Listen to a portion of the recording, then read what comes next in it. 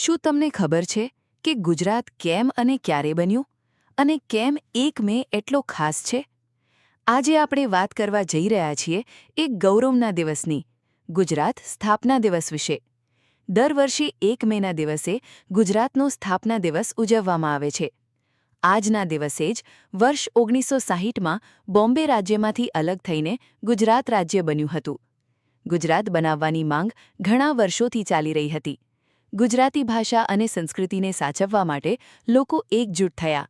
આંદોલનનું નામ હતું મહાગુજરાત આંદોલન.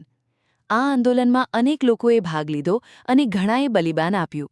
આખરે સરકારને નિર્ણય લેવો પડ્યો અને 1 મે 1960ના રોજ ગુજરાત અને મહારાષ્ટ્ર અલગ રાજ્ય બન્યા.